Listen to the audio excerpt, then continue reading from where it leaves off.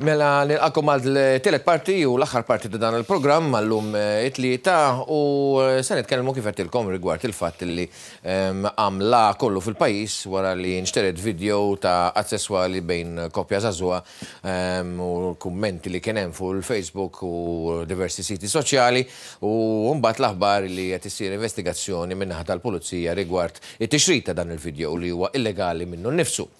Nerħat li għadda fil-most tal-Prim Ministru Joseph Muscat kellem dwar dan. Ħan nisimgħu silta minn dak li qal. Malta kollha kienet mixewla bil-filmat ta' dik it-tfajla.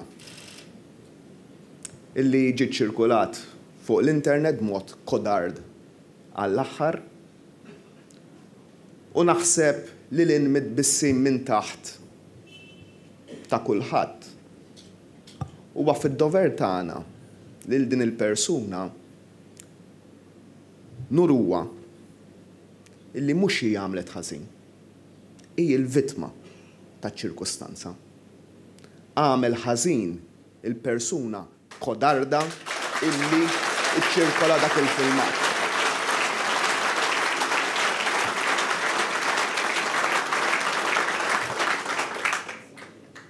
Tista' tkun it-tifla tagħna. Tista' tkun oħtna.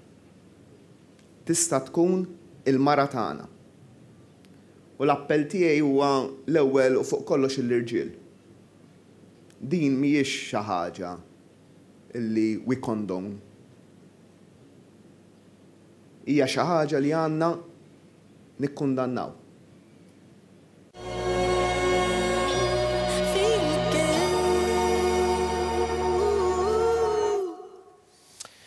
Il-Prim Ministru mal-ordre minn dak id-diskors u tkellem dwar il-fatt dwar il-dbatija li tgħaddi minnha il-familja li ġarrab dan it-tixrid ta' video privat li spiċċa mxerret ma' l-erba' tirjieħ u ovvjament ta' żebblieħ tan-nies u l-ġudizzju tan-nies. Ħanisimgħu. L-abbuż jieħu wkoll din il-forma. U bħalissa jien kelli kuntatt ma nafhomx il-familja, kelli kuntatt mal-ġenitur ta' din it-tfajla. Iħossuhom għaddejjin mill-ars minn ta' ħajjithom. Qalt li inħossni qed niġġennen. Il-liġi ħatieħu l-kors tagħha u l-ġustizzja ħatieħu l-kors tagħha anke grazzi għal-liġijiet li għamilna f'dan il-pajjiż li jatti bħal dawn huma atti kriminali u għandhom isiru u jittieħdu il-passi kollha kif naf illi l-ġustizzja ħatieħu l-passi kollha f'dan ir-rigward.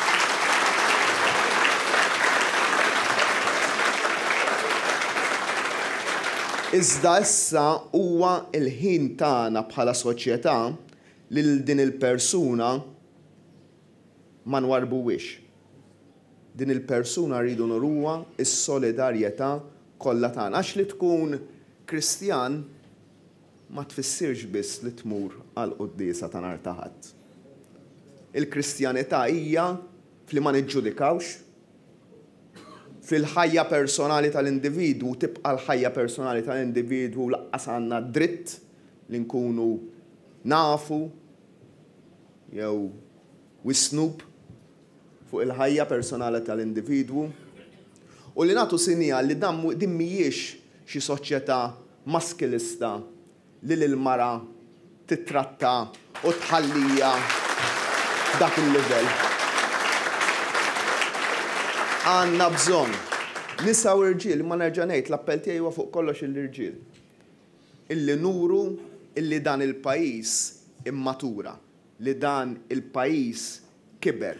U li anka f'ħaġa bħal din aħna nkunu flimkien ma' l-inqas persuna f'din is-soċjetà.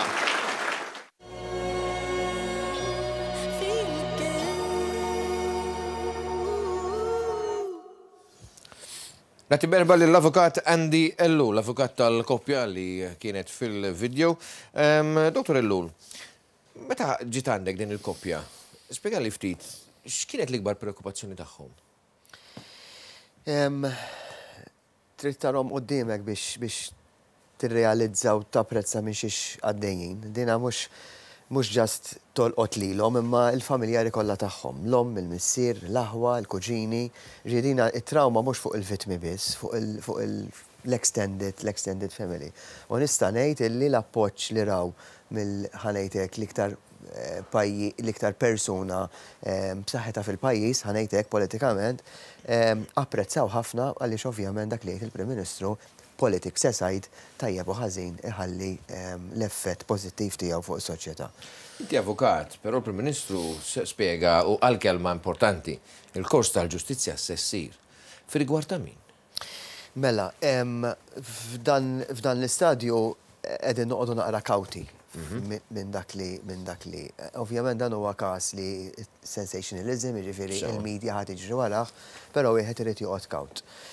Sissa jiena minnaħa tiegħi għannom tal-vittmi minnaw insellmilhom.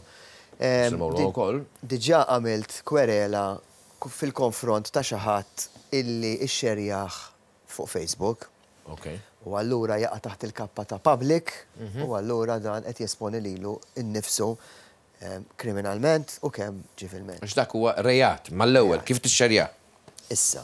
U dik nixtieq nitkellem naqra fuqha il-konsegwenza legali għax in-nies hemm barra għadhom ma jafux il-konsegwenzi legali. Sissa dan il-każ ġie rrapportat fuq il-mezz tax-xandir kollha.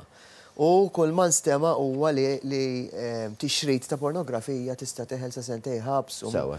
Hemm ħafna aktar konsegwenzi legali minn hekk. Mela saret din il-kwerela fil-konfront ta' dan il-persuna illi xxerjaħ fuq Facebook. Dan kien l-unika persuna illi nista' ngħid illi dana qiegħed wanted mill-pulizija. Tajjeb ġie qed pożizzjoni li ngħid illi qed infittex mill-pulizija. Ġie identifikat u qed infittex mill-pulizija. Ngħid ukoll illi qed insib tramite il-klijenti tiegħi ovvjament. Kooperazzjoni sħiħa minn tal-Korp ta' Pulizija, l-Ispettur Taljana ta' Birkirkara, l-Ispettur Sandro Camilleri, Cybercrime Unit li qed jaħdmu qatih fuq dan il-każ. Dan huwa każ sensittiv li tidħol ukoll l-aspett tat-teknoloġija. Li jiena mhux espert fiha, imma dana kull video klip għandu ħanejtek id-DNA tiegħu, ġifieri il-Cybercrime Unit qed jaħdmu għatieħ fuqa, u fil-verita għanna bżonnom għalix hija xi ħaġa. Realtà soċjetà tal-lum, avvanzajna. Nixtieq ngħid illi fis-sigħat li ġejjin ħankunu qed nippreżentaw kwerela oħra lill-Korp tal-Pulizija fejn id-darba mhux qed nitolbuhom jinvestigaw biss għaj termini tar-reat ta' tixrid ta' pornografija, imma għar-reat ta' computer misuse. Meta qed ngħidu computer illum il-ġurnata il-mobile phone jaqa' taħt id-definition ta' computer. Smart.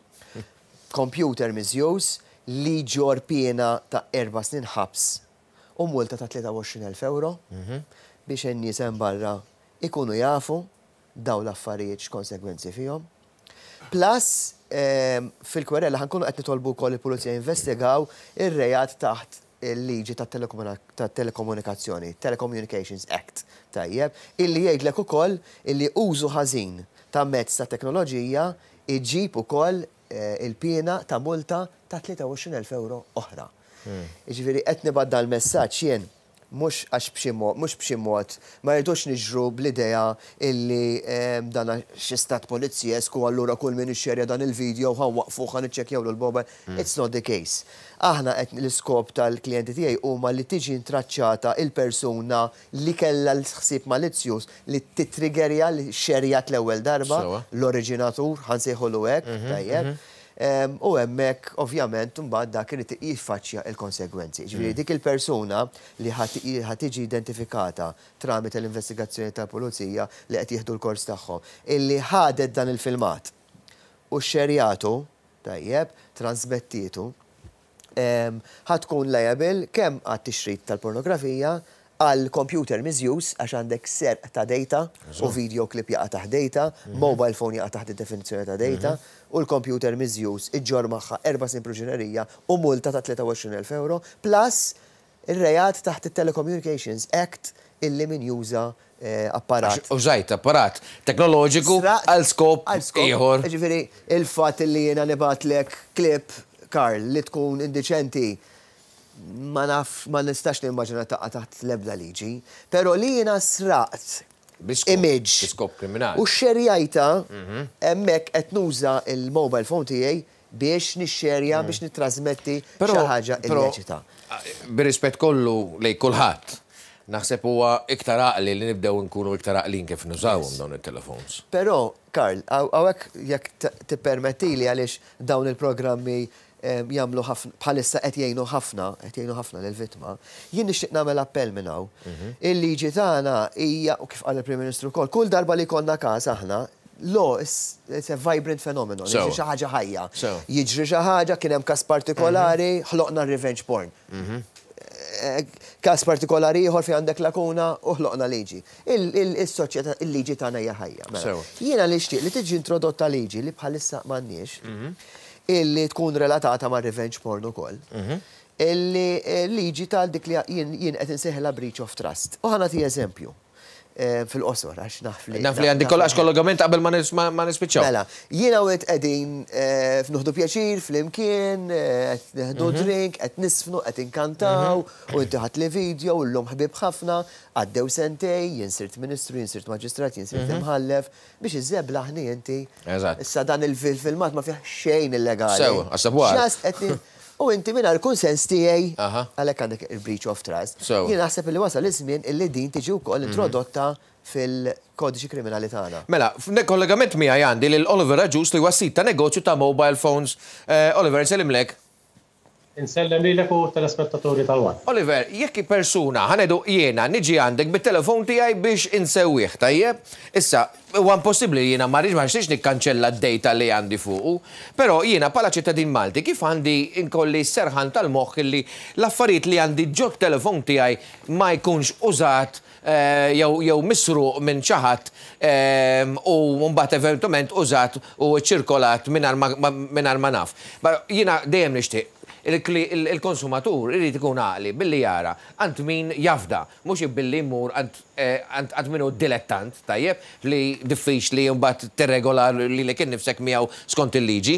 U negozji naħseb negozji bħalek li hu negozju serju għandhom il-mezzi kollha biex jiżguraw il-garanzija tal-professjonalità u segretezza u x'hekk. Għalhekk l-importanti, il-problemi hija kbir iktar milli taħseb għax barra ovvjament minnu sitt ta' negozju hemm il-lavranti, hemm it-tekniċi, hemm iktar involuti, jiġifieri isu hemm kod ta' ethics li jkun naturali li isma' la oġġett inġib ħanut u ħanut ikun serju, ta' m'għandekx tara xi jkun hemm, la ta' għandek tipprova tfittex affarijiet li ma jinteressawx. Jekk inti l-problema kienet li daqet għandu problema f'mikrofon fi spie m'għandekx hekk jew u tfittex dik bħala regola ġenerali, ġifieri inti jekk inti jibgħu oġġett m'għandekx mur tipprova tiskopri x'hemm fil-komplement tal-ċellulari u barra minn hekk inti tinforma lill-istaff tiegħek u parti mit-training irid ikun isma' dak jkun hemm xi jkun hemm inti ma jinteressakx la lilek waqqas biex ixxerdu lil ħadd ieħor. U barra isu bħal meta jkollok karozza ħadd mekkaniku ħallej xi ħaġa ġol luggage boot tagħha, issa jwierilek isma' dar rajt l-Oliver u kellu dawn l-affarijiet fil-luggage boot din li jkun hemm ġo fih huwa personali. U għalhekk għandu jqabbelek u qed għandek tfittex ġo fih oltre milli inti tibta biex tkun tekniku u ssewwi. M'għandekx tmur oltre minn hemmhekk. U barra minn hekk ħaġa oħra li hija importanti ħwienet li inti telli hemm fiduċja li persuna ovvjament daħlet tolbok anke password aħna ġi ngħidlu sma' biex nidħol ċertu postijiet. Password, Waħda kif jirriturnaħ lura jien idealment ngħidulhom isma' essa kien ħabat werġim tilħa li titqos li jien ma jiġax ikolli aċċess għaċ-ċellulari tiegħek. Oliver, grazzi ħafna tal-li kont magħna għax it-titli diġà għaddew. Il-titli tal-programma diġà għaddew u wasana biex nikkonkludu. Grazzi. Għajjem punti importanti. Għandi konklużjoni. Però il-senjur jidher ġenwin, però m'għandekx kontroll fuq l-impjegati tiegħek titrejnjhom kemm titrejnjhom. Appell illi l-soċjetà ma jxerjawx dan il-filmat, min għandu dan il-filmat jiddilitjah. U min jrid jara dan it-tip ta' filmati, illum online dawn huma available mingħajr l-ebda konsegwenza legali. Ġifieri fġieħ din il-kopja li huma vittmi u l-familjari tagħhom nifqu nagħmluhom ħsara. Għandi għallul, avukat, grazzi ħafna tal-li kont magħna. Aħna nġeddu l-appuntament tagħna għal għada fis-6 u nofs intanti baw magħna minn ftit ieħor One News saħħit.